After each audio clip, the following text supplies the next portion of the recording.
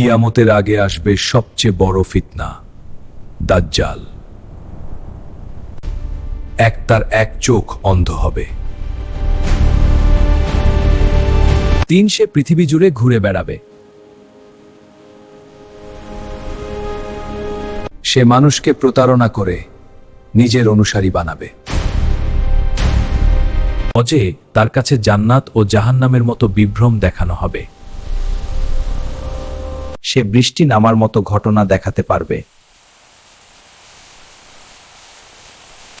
শাতুল মানুষকে বড় বড় ধোঁকা দেবে। পৃথিবীতে 40 দিন থাকবে।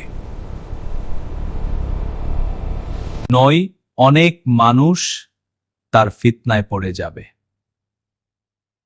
তাই দাজ্জালের ফিতনা থেকে বাঁচতে কোরআন ও ঈমান শক্ত রাখুন।